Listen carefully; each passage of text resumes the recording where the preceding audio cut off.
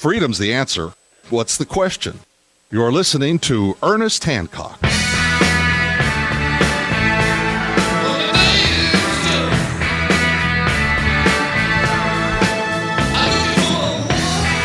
Yeah, one day I'm going to do a contest. What are the lyrics of this song? Welcome back to Declare Your Independence with me, Ernest Hancock. We got Barry Hess on.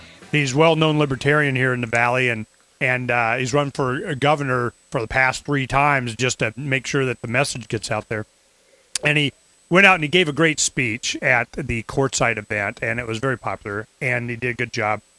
And I'm wondering, the conversation you had with the former mayor there, Richard Oldham, he's supportive of the concept of unincorporation or lukewarm to the idea, or rather not, or think they can fix it? What's his position? Because he's got land out there. I mean, the guy, he's a gazillionaire. I mean, it's always in their best interest. They want to increase their value. Heck, that's why he's behind incorporation. And then he unleashed the beast, and he's going, wow, man, I had no idea what I was doing.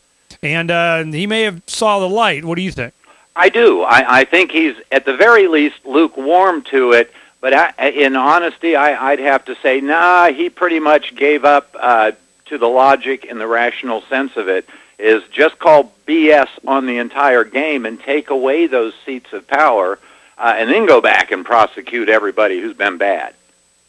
Prosecute? Who? Who's going to do that? It should be the sheriff, or not the sheriff. The sheriff, although he's been remiss in his duty, and when you see the nepotism between all these groups, I mean, you couldn't write this stuff all the way down to the psychic town, the former telephone psychic town manager. I mean, she should have seen this coming, really. But no, I think that he did not realize what he was unleashing on Quartzsite with the incorporation, and he said, "Yeah, that would not be a problem to unincorporate," and that's the safest thing for the people in terms of protecting their rights. Well, one thing, Jennifer Jones, the woman that sparked a lot of this behind her being drug out for speaking at the town council meeting, she's not for unincorporation, right? And so immediately I go, Jennifer, stop thinking about running for office. Yeah, I mean, what do you want to save? I go, you don't, because obviously that's where you're going if you're thinking you're going to fix this thing. But so they are of the mind that they can get a lot of good people in there and they'll fix it. And I'm going, man, it's going to be a good example of what happens, because if they are successful and they do run a slate of we're the good guys, and they do get in, it's going to be very interesting how we cover this, because I already know what happens. Yeah, well, I think there is a naivete in the general public that think there's a whole bunch of people who really do want to use government in the way it was originally designed.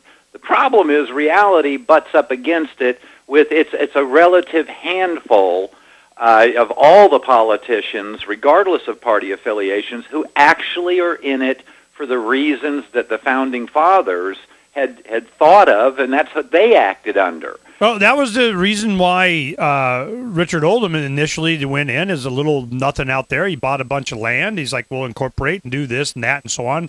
But they go in either just looking to ingratiate themselves with the man, a little bit for their own benefit, and then all of a sudden, once you start down that road, you go dancing with the devil, you don't change him. That's right. So this has gotten so out of control that I think that a lot of the people are starting to understand, maybe there isn't fixing it, because the people that were very instrumental in causing the problems, the city attorney is now, is he county attorney or a county attorney's office? So that's why they've had problems. I'm telling you, and I knew this without even knowing. I go, I'll tell you. Dan Fields. This links all the way up. I go, the reason you're not getting any help is because the guys that are supposed to help you are in the position to make sure you don't get any help. That's the point. That's their job. They're there for the interest of something else. What is it?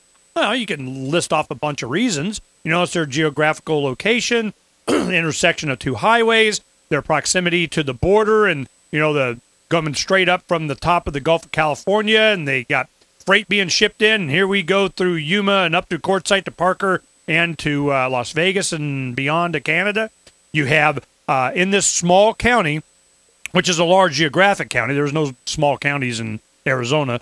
Yeah, this big giant state, and you only have, 14 counties, I think? 15. Now, well, I'll look it up. How many counties are there, Sierra? Go find out. There are 15, I promise. All right, well, we're going to find out. So then, and you get the win. But what happens is La Paz, you have this small population, large area, and the only other incorporated town is Parker. Parker is on the coastline of the Colorado River on the border with California. So Parker is the only other incorporated town other than Quartzsite. So you know they're going to take the machine to Quartzsite. They already had it in Parker. Here we go. So Parker has these two young men that are doing a documentary. They started doing a documentary on Quartzsite. We met them up there this weekend before all this started. You know, months ago, before the big giant international, oh my God, it happened to Jennifer Jones, where they drug her out when she had the microphone at a town meeting recognized by the mayor. And he's like, hey, why are you the police dragging her out? She was talking, man. What's up? Because she was exposing a bunch of stuff. Mm-hmm. So what happened was these guys are out there doing a documentary, but they're focusing on the kind of quirky people that are out there being free. Where you got I know this guy, years ago, he dresses in nothing but a G-string.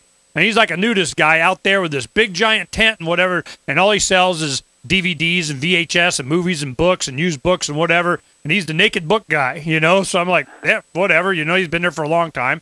You have other people doing all kinds of different quirky stuff, and they thought that was of interest to make a documentary. These guys are in their early 20s, or no, they'll make it look like he's in 20s, he's in his early 30s, and they're out there doing a documentary. You got the sound guy, you got the video guy, they're interviewing, and then all of a sudden all this stuff happens. Well, then they meet us. And we're going, let me tell you what the real story is. So they're now part of their documentary is going to include all the money, where it goes, where the power is, who the guys are in these positions of power. And they're going, very interesting. Well, the big biggie is, of course, and you've said it so many times, it's the aquifer. It's the water, man. They're sitting on top of the lake. You know, I'm sure that has a lot to do with it. I mean, how much, but that just gives value to the land for them to screw you out of the people that have the land there. They're in the way and it just makes it possible for them to do a lot of the other stuff. Mm-hmm. But there's so many reasons why they have a push pin in Quartzsite on the map. You know, it's proximity to travel and transport and cargo and so on from Mexico and the top of Gulf of California up because the Port of Los Angeles is so, when we have economic good times, they're so backed up that they can't get their product. It's just sitting there out in the water waiting for their turn to get unloaded or loaded. So they need another place. Well, here comes Mexico. Gulf of California comes right up to Yuma, Arizona. I mean, Arizona, heck, we're almost got beachfront property. So this is, you look on a map and you'll see, and you go straight north from there, it goes right through Quartzsite, and a highway made for it. So then you go, okay, then it's 10 that goes between Phoenix and Los Angeles. Then you got the aquifer, you got agriculture that could be just explode there. All you got to do is just tap the water, and then it's who controls all the land. These guys think years, decades in advance. Quartzsite has a push pin in it. We'll be right back here on Declare Your Independence with me, Ernest Hancock, just a little bit.